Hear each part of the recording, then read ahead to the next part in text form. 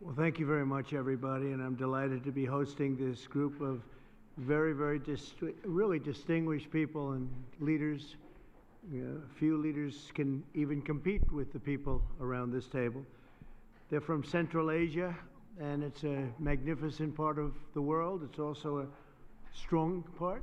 It's a tough part, and there's nobody tougher or smarter than the people we have gathered tonight. I'd like to thank Vice President J.D. Vance and Secretary Rubio, Secretary Bessent, Special Envoy Steve Witkoff, Ambassador Sergio Gore, going to India very shortly. Congratulations, Sergio. And Rick Grinnell, who's always done a fantastic job. Thank you, Rick, very much. And Senators Jim Risch and Steve Daines for being here. We have some other people coming in a little while. Very distinguished people. I've just completed a series of outstanding bilateral meetings with these leaders in the Oval Office to discuss our ties with this very important part of the universe. We're strengthening our economic partnerships, improving our security cooperation, and expanding our overall bonds. A tremendous amounts of trade was done just in the last little while. Lots of great products, military products and otherwise, are being bought from the United States. We make the best military equipment by far in the world, and they understood it, really have understood it for a while, ever since I've been in office, where we rebuilt completely our military. I want to thank all of the leaders for being here and for their dedication to a strong relationship with the USA. The nations of Central Asia, known as the C5, sit at the historical and geographic crossroads of the world. These nations were once home to the ancient Silk Road connecting east and west. Great history, tremendous, beautiful history. Today, their location in the heart of Eurasia gives them incredible importance and unbelievable potential. Sadly, previous American presidents neglected this region completely. It's an unbelievable region, and by the way, it happens to be an extremely wealthy region, too. But we are fixing that mistake, and I'm committed to making America's partnership with each of these countries stronger than ever before. And I've had a relationship long before this. We've had a great relationship with some of the leaders sitting at the table, and I understand the importance of this region. One of the most important regions. A lot of people don't know that or didn't know that. One of the key items on our agenda is critical minerals. In recent weeks, my administration has strengthened American economic security by forging agreements with allies and friends across the world to broaden our critical mineral supply chains. We had a great relationship and a great meeting with President Xi of China. And we went also, as you know, our new and fantastic Prime Minister of Japan. If you take a look, what we've done is pretty amazing. We were with the President of South Korea. We went to Malaysia and lots of other places and had a lot of meetings while in South Korea, and I think it was a tremendous period of time. We took in at least $2 trillion pouring into our country. There's never been anything like it. We have almost $18 trillion of investment, and by the time we finish out our first year, we probably will have about 20 or 21 trillion, with a T, trillion dollars of investment, and there's never been anything like that in the history of the world, not just the United States. This is really the world we're talking about, nor has anything been close. It's a great honor. I've had a very talented team next to me, but it's a great honor to have that kind of economic power. This was helped greatly by tariffs. It was helped greatly by November 5th, which was the election, presidential election. But our countries and the countries that we're dealing with, they're promoting security, stability, and everything else that you can imagine for the entire world.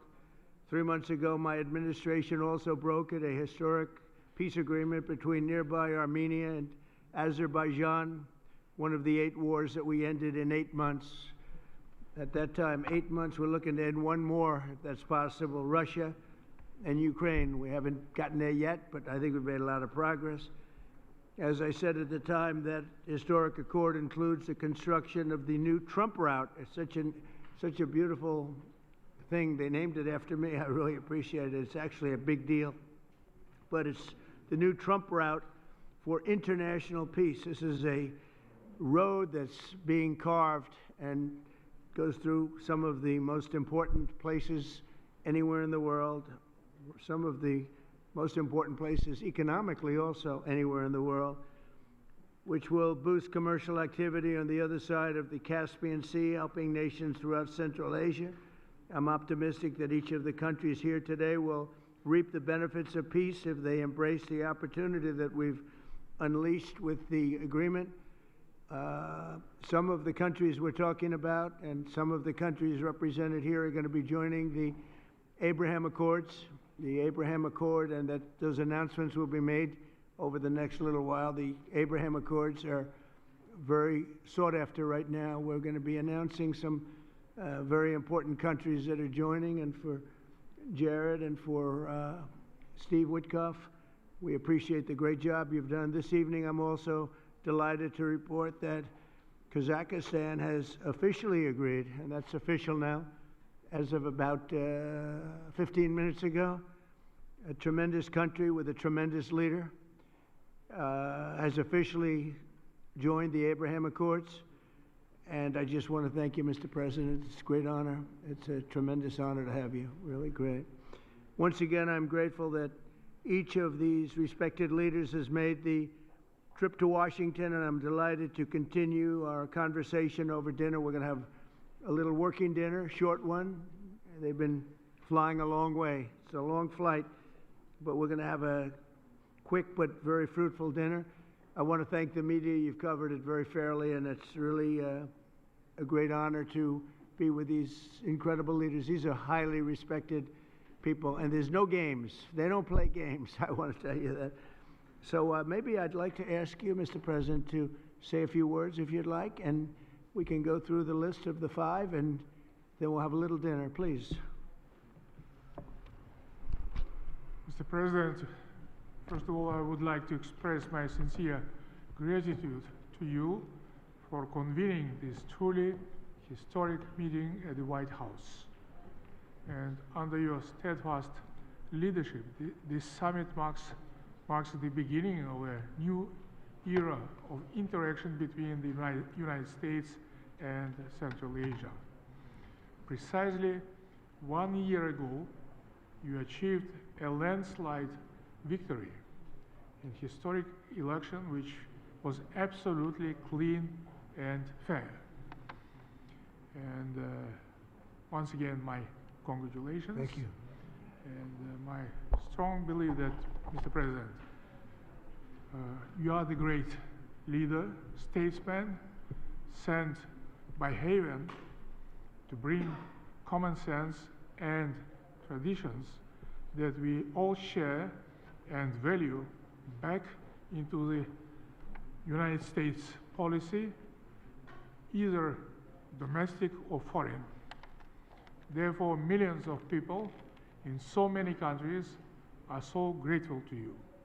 And I'm convinced that your wise and bold policy needs to be strongly supported worldwide. Thank you. Under your presidency, America is ushering in a new golden age. I commend your far-sighted vision of making America great again. This inspires me to pursue target-oriented strategy towards building just and strong Kazakhstan on the basis of my concept, law and order. As President of Peace, you, Mr. Trump, brought to an end 8 wars just within 8 months. Thus, you have evidently reinforced America, its role as a pillar of international stability. Mr. President, I highly appreciate your unwavering support to advancing Kazakh-American multifaceted cooperation. As early as in your first term in the White House, our relations have been legally fixed as enhanced strategic partnership. The United States is the largest investor with over $100 billion in our economy as its perpetuum mobile. Our trade turnover has doubled in recent years and is approaching $5 billion. We cover almost 25% of America's domestic uranium demand. Kazakhstan has become a home country for 600 American companies. So I think that it's a very good figure, and during my visit alone, our businesses are concluding deals worth over $17 billion, paving the way for even greater B2B partnership. So my political will to seize all those unique opportunities, and this will is firm, is irreversible, and I will keep all important issues under my personal attention. I have no doubts that we have very bright future as it comes to our bilateral cooperation. Thank you, Mr. President. Thank you, Mr. President. Great job, too. Thank you very much. Please.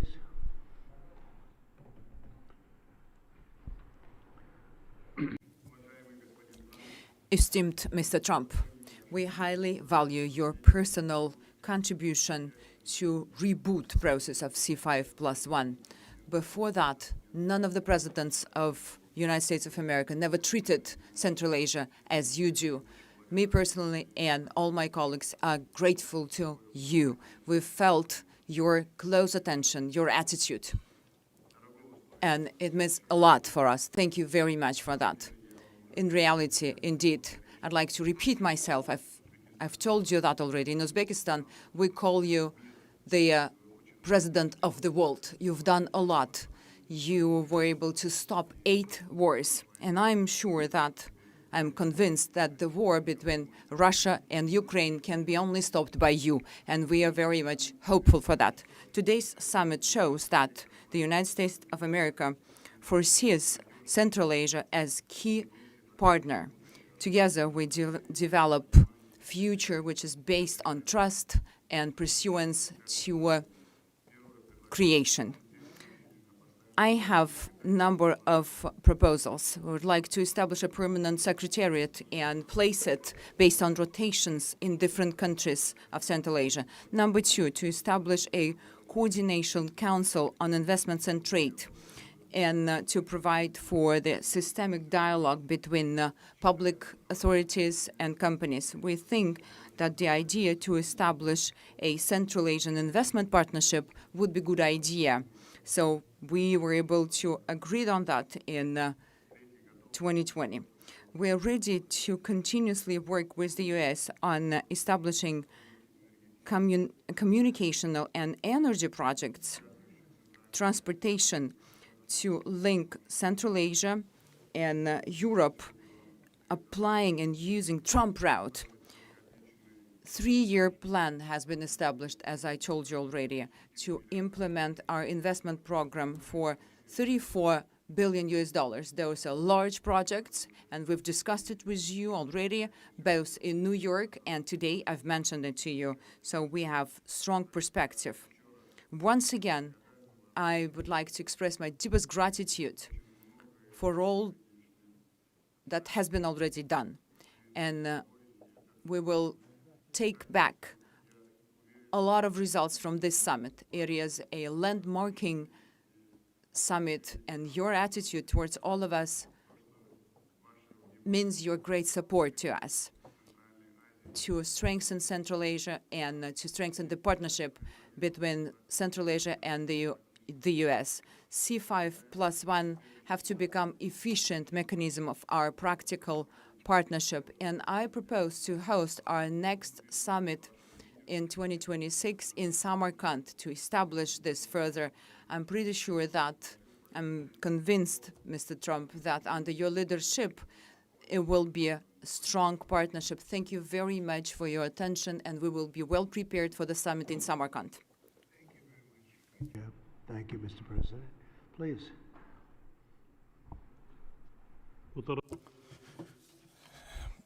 President Donald Trump, I thank you very much for invitation to participate in today's very important high-level commemorative meeting in the format of C5+1.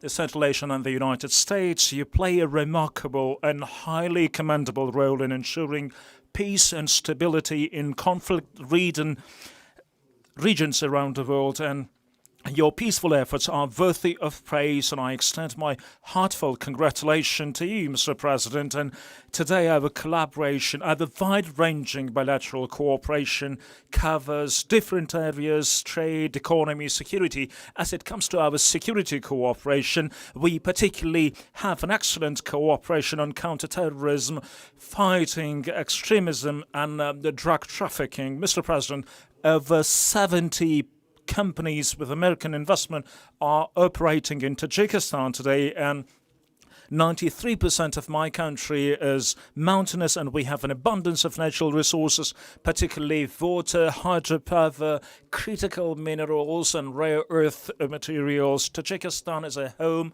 for 13,000 glaciers, and approximately 60% of Central Asian water resources originate in Tajikistan, and our country is rich in strategically important minerals, including rare earth minerals and critical materials. Tajikistan is a member of both the European Union's Critical Raw Materials Club and the United States Mineral Security Partnership Instrument.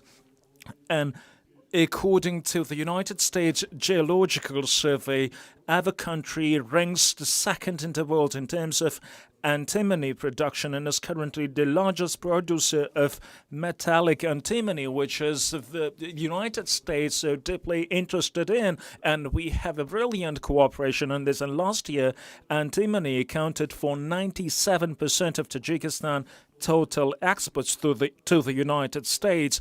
In 2024, Tajikistan produced and exported 17,000 tons of metallic antimony, primarily to the United States. And the activities of ANZOB, joint venture in ANZOB Metallurgical Company in Tajikistan, with American investment by Kamsap, American company, exemplify our strong and long-enduring collaboration. However, there are still many opportunities in terms of trade and investment, and we are interested in expanding economic and trade cooperation between our countries. So there is a good opportunity to cooperate in creating new generation of sustainable artificial intelligence data centers.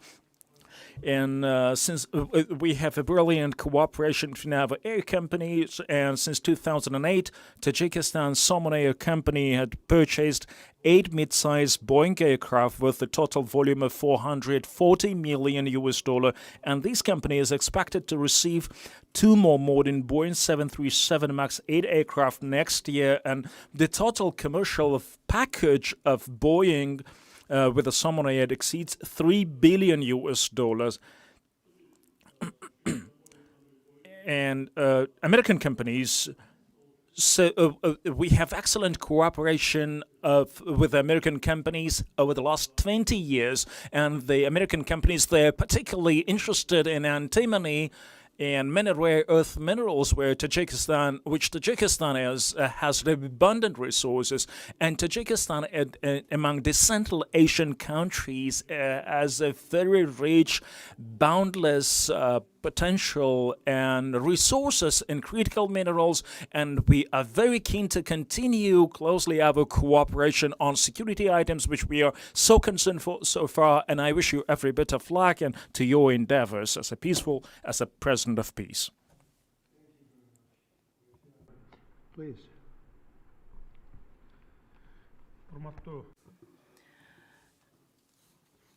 Dear mass media representatives, for me, it's a great pleasure for me to hold a bilateral meeting with President, His Excellency Donald Trump, to participate in the C5+1.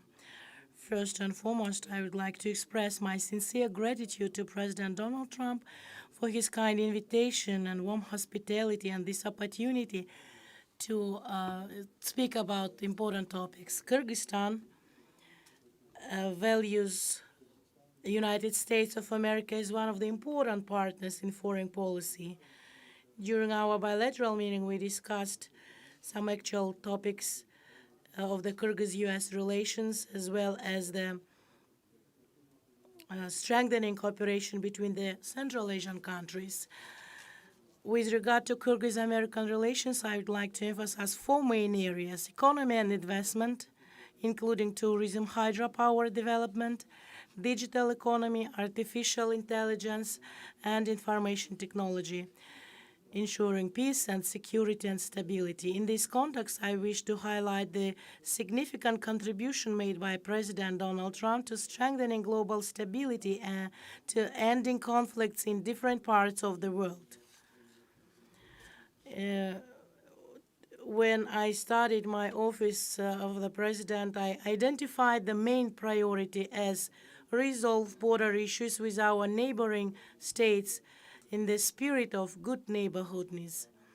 Today, after 5 years, I am pleased to note that together with my counterparts, we have successfully achieved this goal, most importantly through peaceful means.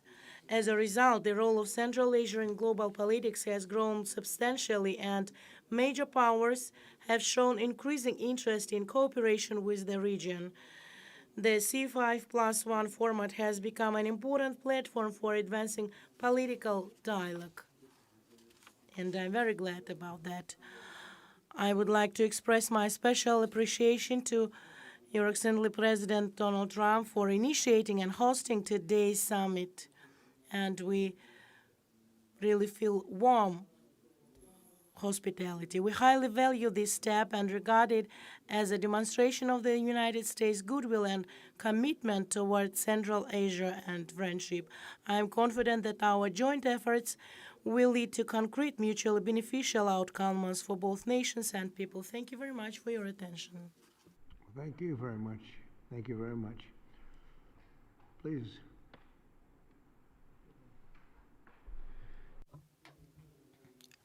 I thank you, Mr. President. First of all, I would like to express my deep gratitude, Mr. President, for the invitation to attend this C5 Central Asia plus US Summit. We consider that we recognize the good results they made since the development of this format, and of course we expand the cooperation in such strategically important areas as security, economy, energy, and environment. We believe that the results of this summit will lead us to further expansion of multi-phase cooperation between Central Asia and the United States of America. I do appreciate, Mr. President, for your warm hospitality. I do appreciate. Thank you very much, and thank everybody. We'll have a little more to discuss, but a lot of progress has been made today, and it's a great honor to have you with us in the United States of America. Thank you. And to the media, maybe a couple of questions, ideally on this topic, please. Please. Kazakhstan and the US have signed over $17 billion in new deals in aviation, minerals, in digital technology. In your view, which area of this partnership matters most? And second question, President Trump, when can we report that you will be the first US president to visit Kazakhstan? When will you be our guest? I think it's very possible that we'll do that. And I think all of those are very important items when you think of it, right? It's, you never know from year to year. One becomes more important than the other, but they're all important, and your country has great natural resources and a great president. Very great president. Thank you. Okay, thank you very much. Yes, please. Vanik amendments. We are just expecting. What, say it again? Jackson Vanik amendments. Oh, go ahead. Yeah, go ahead. Well, thank you, Mr. President. Look, Jackson Vanik is overdue to be repealed. With the help of the president, with working with the president, we are going to get that repealed in the very near future. Thank you, Mr. Okay, thank you very much. Yes, please. On this topic, Kazakhstan already has diplomatic relations with Israel. Can you talk about the significance of this agreement in terms of what it would signal to the region as Gaza moves toward rebuilding? And on the shutdown, there's been discussion about potentially a deal, but it would involve rehiring the federal workers who were laid off. What's your opinion of that? Well, we're going to see about the shutdown. Look, the shutdown is caused by the Democrats, and we're not going to spend $1 trillion or $1.5 trillion on health care for people that came into our country illegally, many of them from prisons and many of them drug dealers and murderers, 11,888 murderers. We're not doing that, so we'll see about that. We shouldn't, they should have, as they've done always in the past, it should have just been extended. It could have been extended very easily, and it should have been. Yes, please. The Abraham Accords is significant, sir, given that they already have diplomatic relations with Israel, what this agreement is supposed to signal? You want to answer that, please? Yeah, so I think the diplomatic significance is that it gives great momentum to the Abraham Accords. And to recap for those those who are listening who don't appreciate, the Abraham Accords, of course, is the historic agreement struck by the president in the first term to rebuild the alliance structure and the relationships between Israel and a number of the majority Muslim countries in that region of the world. What the president has done is actually signaled that the momentum of the Abraham Accords is alive and well in the second administration. I think it's not just going to be Kazakhstan, but also a number of other countries that join in the months to come. So it's a great signal, a great act of friendship, and a great sign that the Abraham Accords is alive and well. Marco? I think that's the wrong way to analyze it. There's a lot of countries that have diplomatic relations with one another. The Abraham Accords is a partnership.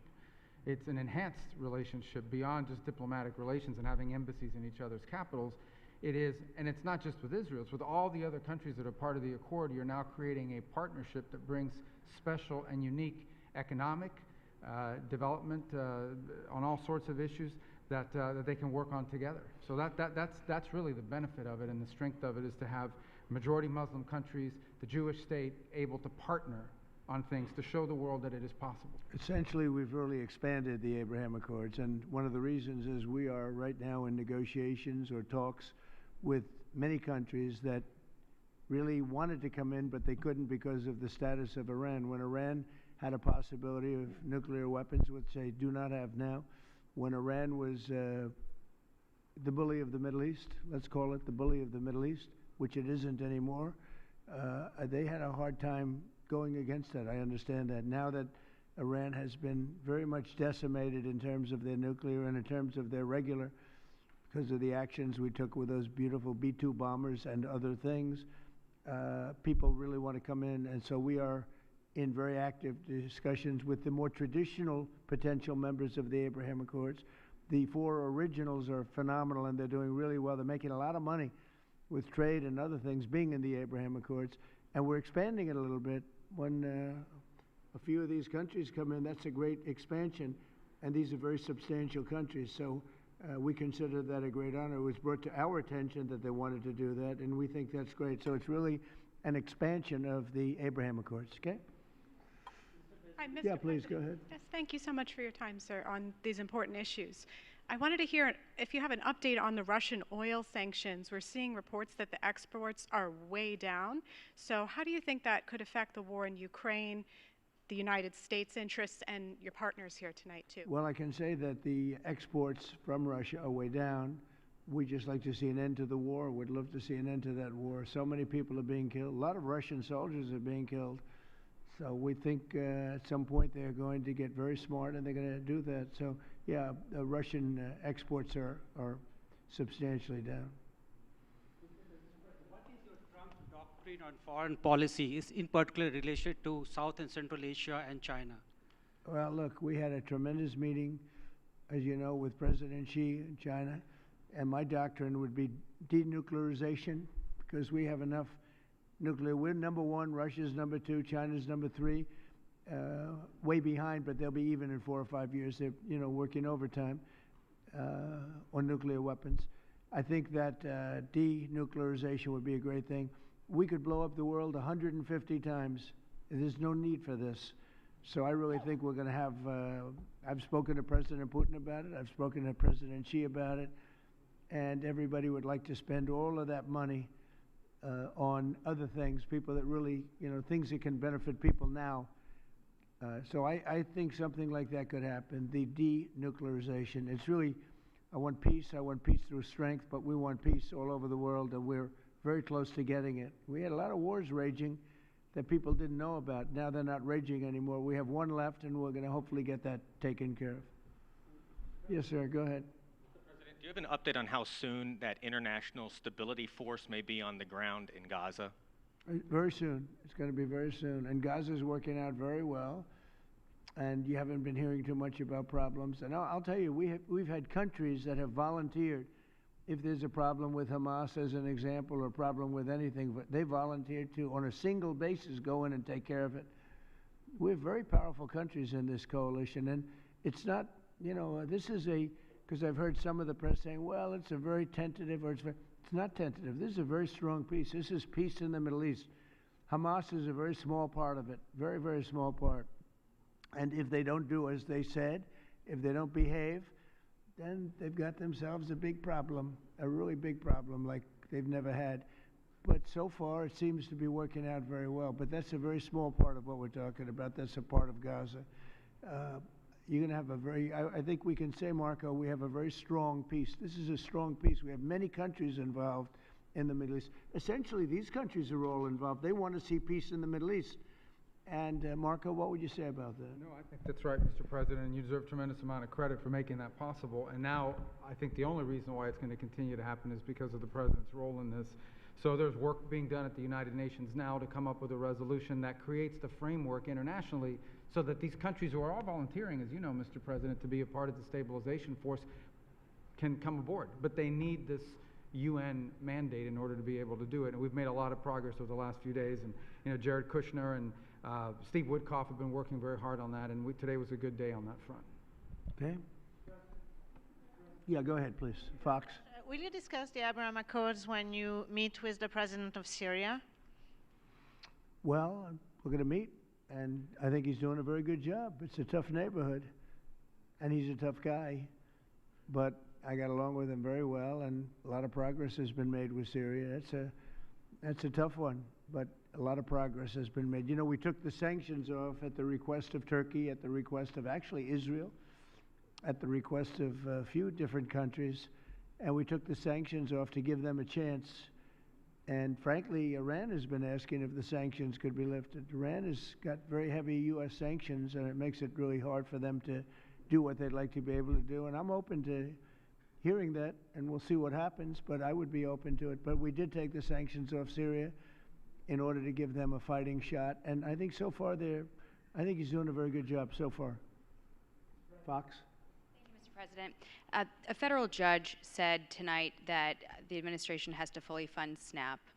It's the latest in a back and forth, and the Justice Department said they're going to appeal it. What's your message to folks as they work this out in the courts and in Congress as we're heading into Thanksgiving? You want to go with that?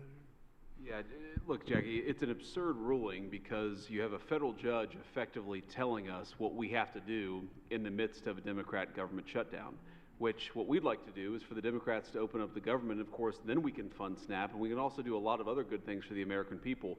But in the midst of a shutdown, we can't have a federal court telling the president how he has to triage the situation. We're trying to keep as much turned on. We're trying to keep as much going as possible. The president and the entire administration are working on that, but we're not going to do it under the orders of a federal judge. We're going to do it according to what we think we have to do to comply with the law, of course, but also to actually make the government work for people in the midst of the Democrat government shutdown. If they would like to end this, we would welcome working with them to end this government shutdown, and then we wouldn't have to triage what we're going to fund and what we're not going to fund. And the last thing that I'll say is the American people are unfortunately about to start suffering some very real consequences because of the shutdown. In the past, when you had a government shutdown, you would have, under the Obama administration, they would lean into all of the problems it was going to cause for the American people at the beginning of the shutdown. The president has told us to keep as much going as humanly possible, But after 30 days of this thing, 40 days of this thing, you're going to start seeing very real travel delays. That's because the Democrat government shut down. You're going to start seeing SNAP benefits run out. That's because the Democrat government shut down. They should stop this charade and open up the government. That's what we want them to do. We've been asking them to do it for 40 days. It's time. And you know, one other thing, our country has to remain very liquid because problems, catastrophes, wars, could be anything. We have to remain liquid. We can't give everything away based on a number. Here's an example. When I was president, the number that you're talking about was a tiny fraction of what it is now. Biden went totally crazy, gave it to anybody that would ask, gave it to people that were able-bodied, had no problem. Anybody that would ask, we get the number. And it's many times the number of people are on. That wasn't meant for that. It was meant for people that had real problems, in many cases people that were down and out, people that could be saved. It wasn't meant for people that could do whatever they want, the people that say, well, I don't think I'll work, I'll just, collect this money. Take a look at the number of what it was during my administration and what it was during the Biden administration. It went up many, many times my first term. One other thing, a number came out today that was amazing. Walmart. I trust Walmart, Arkansas, great place, Arkansas, great company, Walmart. They announced today, after many years, they do this every year for many years, that Thanksgiving for the United States of America under Donald Trump as president is 25% less for Thanksgiving meal with all the trimmings than it was under Sleepy Joe Biden's administration. So we talk about affordability. I think that's the best chart. That's better than a poll. That's better than anything I can think of. So Walmart, which everybody trusts, and I trust, and everybody trusts Walmart, they're not looking to do anything except give the numbers. And they have for many years. They talk about the cost of Thanksgiving and the cost of living through Thanksgiving and enjoying Thanksgiving. For Joe Biden, it was 25% more than it is for me. At a later time, our energy costs are way down. Our groceries are way down. Everything is way down. And the press doesn't report it. The press reports whatever the con people say. I call the Democrats con men and women. They make up numbers. But when you look at 25% reduction in costs for Thanksgiving between Biden and me, meaning this administration, that's a tremendous number. It's the biggest reduction in cost in the history of that chart or whatever it is they do. They do a synopsis of everything. They cover every element of Thanksgiving meals, 25% down. So I don't want to hear about the affordability because right now we're much less. If you look at energy, we're getting close to $2 a gallon gasoline. With Biden, it was $4.50, $5. Another thing, inflation. We had the worst inflation in the history of our country. Now we have virtually no inflation at all. It's down at a very low number and a very normal number. So the affordability is much better with the Republicans. The only problem is the Republicans don't talk about it. And Republicans should start talking about it and use their heads because we have great numbers. We have and they're going to only get better when all these jobs open up, all these factories open up that are being built all over our country. We are building auto plants. We're building AI plants. We're leading in AI over China and everybody else. When all of these plants start opening, we're going to have a revolution, a positive revolution, economic revolution like never before. Thank you very much, everybody. Thank you. Thank you, Fred. Thank you.